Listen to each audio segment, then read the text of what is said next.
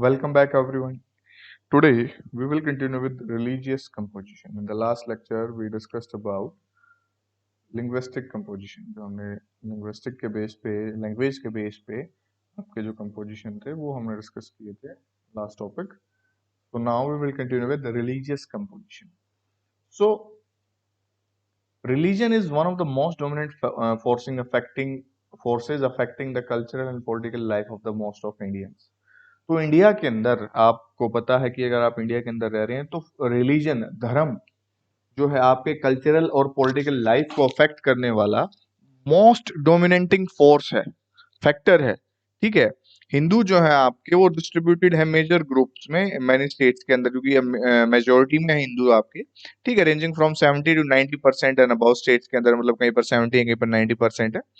Except the districts of states along Indo-Bangladesh border, Indo-Pak border, Jammu and Kashmir, hill states of northeast and scattered areas of Deccan Plateau and Ganga Plain. तो इन कुछ areas को छोड़ के बाकी जगह पे mostly areas पे आपका 70 to 90% जो है स्टेट के अंदर पॉपुलेशन हिंदू देखते हैं हम। मुस्लिम जो है आपका लार्जेस्ट रिलीजियस माइनॉरिटी है इंडिया के अंदर, यानी कि माइनॉरिटी में है। और जो है मेनली कहाँ पर कंसंट्रेटेड है? Jammu Kashmir, certain district of West Bengal, Kerala और कई डिस्ट्रिक्ट्स आपकी उत्तर प्रदेश के अंदर भी, और इन एंड अराउंड दिल्ली और दिल्ली के आसपास जो है, दिल्ली के अंदर और उसके आसपास, और लक्षद्वीप के अंदर।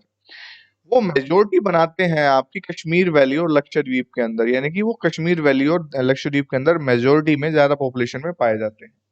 ठीक है, द क्रिश्चियन पॉपुलेशन जो है आपकी वो मोस्टली रूरल एरियाज हैं कंट्रीज के, वहां पर फैली हुई है। और मेन जो कंसंट्रेशन है वो इनका ऑब्जर्व किया गया है western coast around Goa, Goa के अराउंड जो क्रिश्चियन पॉपुलेशन आपकी गोवा केरला के अराउंड कोस्ट पे। ठीक है, और कुछ आपका ये हिल स्टेट्स ऑफ मेघालय, मिजोरम, नागालैंड, छोटा नागपुर एरिया और मणिपुर की हिल्स में भी इनका जो कंसंट्रेशन देखने को मिलता है। सिक्स जो है फिर आपके सिख जो आपके मोस्टली वो है आपके स्मॉल एरिया में कंट्री के अंदर, particularly states of Punjab, Haryana और दिल्ली के अंदर देखने को मिलते हैं। जैन और बुद्धिस्ट जो है आपके वो स्मॉलेस्ट रिलीजियस ग्रुप है इंडिया के अंदर। ठीक है, जैन जो है उनका मेजर कंसंट्रेशन का है अर्बन एरियाज जो है राजस्थान, गुजरात और महाराष्ट्र के अंदर। और बुद्धिस्ट कहाँ पाए जाते हैं, देखे जाते हैं आपके मेनली महाराष्ट्र के अंदर ही देखे जाते हैं। अदर जो एरियाज हैं आपके बुद्धिस्ट मेजोरिटी के वो हैं सिक्किम, अरुणाचल, लद्दाख, जम्मू कश्मीर, त्रिपुरा, लाहौल स्पीति और हिमाचल प्रदेश। ठीक है, वो दूसरे एरियाज हैं फिर, ये वाले एरियाज है जहां पर आपके जो हैं अदर जो जहां पर बुद्धिस्ट मेजोरिटी देखने को हमें मिलती है। तो ये रिलीजियस कंपोजिशन है आपका कि भाई कौन सी पॉपुलेशन, कौन से धर्म के लोग इंडिया के अंदर किस स्टेट में कहां पर रह रहे हैं। तो ये आपका डाटा था सेंसस का 2011 के अकॉर्डिंग। जो आपका रिलीजन जो है टोटल वो 121 करोड़ पॉपुलेशन थी, उसमें से हिंदू इतने हैं आपके, मुस्लिम, क्रिश्चियन, सिख, बुद्धिस्ट, जैन और अदर रिलीजन है, और जो कुछ नॉट स्टेटेड है वो कुछ पर्टिकुलर स्टेप्स हैं। ठीक है, तो ये आपका रिलीजियस कंपोजिशन है। आई आपको क्लियर हो गया होगा। ये डाटा आपका जो है 2011 का है, आप इसको नोट कर सकते हैं और करंट आप डाटा आपका उठा सकते हैं कहीं से भी। तो कंपोजिशन है आपका फिर अब वर्किंग पॉपुलेशन का। अब कंपोजिशन जो प्रोपोर्शन है working population to total population is called work participation rate. जो यानी कि जो टोटल पॉपुलेशन के अंदर से, मतलब कि अब जैसे कि इंडिया के अंदर जैसे 100 लोग हैं, 100 लोगों के अंदर से कितने लोग वर्क कर रहे हैं, काम कर रहे हैं, तो उसका वर्क पार्टिसिपेशन रेट निकलता है उससे। और इंडिया के अंदर जो है आपका इकोनॉमिक स्टेटस के अकॉर्डिंग इंडिया की कैटेगरीज को तीन पार्ट्स में, यानी कि जो पॉपुलेशन को तीन ग्रुप्स में डिवाइड किया गया है। Main worker, marginal worker and non worker. Main worker कौन से होते हैं? जो आपके साल में एटलीस्ट 183 डेज काम करते हैं। ठीक है, दो आर द मेन वर्कर्स। ठीक है, जो 183 काम करेंगे वो मेन वर्कर्स हो गए। और मार्जिनल वर्कर्स कौन से होंगे? Who works for less than 183 days in year, यानी कि सिर्फ मतलब 183 ना, साल में 183 डेज से कम जो काम करेंगे।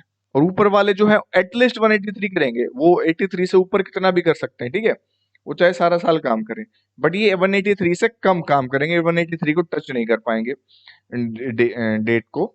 और नॉन वर्कर्स जो हैं आपके, नॉन वर्कर्स के अंदर हैं जो कि काम नहीं करते और वर्किंग क्लास के ऊपर डिपेंड करते हैं, यानी कि मार्जिनल या मेन वर्कर के ऊपर डिपेंड करेंगे, वो आपके नॉन वर्कर हैं। इनको डिपेंडेंट भी कहते हैं। ठीक है, ये आपके डिपेंडेंट भी होते हैं। और 2011 के सेंसस के अकॉर्डिंग जो है, हमने जो ऑब्जर्व किया था उस डाटा के अकॉर्डिंग, जो प्रोपोर्शन है आपके वर्कर्स का बोथ मेन और मार्जिनल का, वो आपका 39.8% है। और जो वास्ट मेजोरिटी है आपकी अराउंड 60%, वो नॉन वर्कर्स की है। तो आप इस चीज से अंदाजा लगा सकते हैं कि भाई 60% लोग तो यहाँ पर खाली बैठे हैं जो कुछ काम नहीं कर रहे हैं, 39.8% लोग काम कर रहे हैं। तो बर्डन किसके ऊपर ज्यादा हुआ आपका? 39.8 मेन वर्कर्स के ऊपर। तो ये चीजें आपकी इंडिकेट करती है कि जो इकोनॉमिक स्टेटस है वो आपका लार्जेस्ट प्रोपोर्शन किसका है? डिपेंडेंट, जो डिपेंड करती है पॉपुलेशन दूसरे के ऊपर। और इस चीज को भी जो है आपका ये आगे इंडिकेट कर रहा है कि जो एन लार्जर नंबर है आप यहाँ पर अनएम्प्लॉयमेंट और अंडर एम्प्लॉयड पीपल, यानी कि लोग बेरोजगार बहुत ज्यादा हैं। हमें ये भी चीज यहाँ पर देखने को मिलती है। प्रोपोर्शन जो है आपके वर्किंग पॉपुलेशन का स्टेट्स और यूनियन टेरिटरीज के अंदर, वो शो करता है कि मॉडरेट वेरिएशंस हैं। 39.6% गोवा के अंदर और 49.9% दमन दीव के अंदर। ठीक है, वर्किंग पॉपुलेशन का स्टेट्स के अकॉर्डिंग भी आपका वेरिएशंस है। जो अभी तक हम आपके स्टेट्स के अकॉर्डिंग अलग अलग जो पॉपुलेशन डिस्ट्रीब्यूशन, डेंसिटी, आपका रिलीजियस कंपोजिशन, लैंग्वेज कंपोजिशन देखते हैं ना कि भी किस स्टेट में कौन सा ज्यादा है, तो वैसे ही वर्किंग पॉपुलेशन भी स्टेट के अकॉर्डिंग ज्यादा है। ठीक है, स्टेट जहां पर लार्जर परसेंटेज आपके वर्कर्स की वो है हिमाचल प्रदेश, सिक्किम, छत्तीसगढ़ और आंध्र प्रदेश, कर्नाटक, अरुणाचल, नागालैंड, मणिपुर और मेघालय। और यूनियन टेरिटरीज के अंदर आपकी जो है दादर नगर हवेली, दमन दीव जो है हायर पार्टिसिपेशन रेट है यहाँ पर, यानी कि ज्यादा मेन वर्कर और मार्जिनल वर्कर देखने को हमें मिलते हैं। और जो आपका ऑक्यूपेशनल कंपोजिशन है इंडिया के अंदर, इंडिया की पॉपुलेशन का, जिसका एक्चुअली मतलब होता है कि engagement of individual in farming, manufacturing, trade, service और any kind of professional activity shows a large proportion of primary sectors workers compare to secondary and tertiary sectors. यानी कि वो किस तरीके का काम करते हैं, यानी कि जो प्राइमरी और सेकेंडरी एक्टिविटीज है उनको आपस में कंपेयर करके देखें कि भाई किस कैटेगरी में कौन से लोग काम कर रहे हैं, किस सेक्टर में कितने लोग काम कर रहे हैं। ठीक है, तो 2011 के डाटा के अकॉर्डिंग जो है हमने वर्किंग पॉपुलेशन को 4 मेजर कैटेगरीज में डिवाइड किया। कल्टीवेटर्स, ठीक है, एग्रीकल्चर लेबरर्स और हाउस होल्ड लेबरर्स और अदर वर्कर्स। ठीक है, ये परसेंटेज आपका 2011 के डाटा के अकॉर्डिंग है। तो इसमें आपका जो अबाउट 54.6% जो पॉपुलेशन आपकी टोटल वर्किंग पॉपुलेशन है वो कल्टीवेटर्स और एग्रीकल्चर लेबरर्स की है। ठीक है, वेयर एज जो 3.8% वर्कर्स हैं वो आपके हाउस होल्ड इंडस्ट्रीज में एंगेज हैं, यानी कि हाउस होल्ड इंडस्ट्रीज जो छोटी मोटी इंडस्ट्रीज में काम करते हैं। एंड 41.6% जो है आपके अदर वर्कर्स, वो non house hold industries, trade, commerce, construction and repair and other services में इन्वॉल्व है। ठीक है, और फीमेल वर्कर का जो नंबर है वो आपका प्राइमरी सेक्टर के अंदर ज्यादा हाई है, यानी कि प्राइमरी सेक्टर में जो है ज्यादा फीमेल वर्कर्स काम करती हैं। और बट कुछ पिछले सालों से जो इम्प्रूवमेंट हो रही है वर्क पार्टिसिपेशन के अंदर वुमेन की, सेकेंडरी और टर्सरी सेक्टर के अंदर भी हम इनकी पार्टिसिपेशन ज्यादा देखने को हमें मिल रही है। और जो प्रोपोर्शन है आपका वर्कर्स का एग्रीकल्चर सेक्टर का के अंदर इंडिया में, उन्होंने थोड़ा डिक्लाइन दिखाया है, यानी कि एग्रीकल्चर सेक्टर में जो पॉपुलेशन है वो कम हो गई है। जो काम करने वाले लोग 58.2% जो थी आपकी 2001 में, वो 54.6% हो गई 2011 के अंदर। ठीक है, तो ये कुछ नियर अबाउट 3-4% का जो है डाउनफॉल आया है आपका एग्रीकल्चर जो पॉपुलेशन के अंदर इन्वॉल्व होते थे। पार्टिसिपेशन रेट जो है सेकेंडरी और टर्सरी एक्टिविटीज के अंदर, उसमें हमने इंक्रीज देखा है कि सेकेंडरी और टर्सरी एक्टिविटी के अंदर क्या हो रहा है, हमारी पार्टिसिपेशन पॉपुलेशन का इंक्रीज हो रहा है। ये इंडिकेट कर रहा है आपका जो शिफ्ट ऑफ डिपेंडेंस है वर्कर्स का from farm based occupation to non farm based, यानी कि जो एग्रीकल्चर के ऊपर या फार्म के ऊपर डिपेंड करते थे वो अब खुद का कुछ ना कुछ काम कर रहे हैं।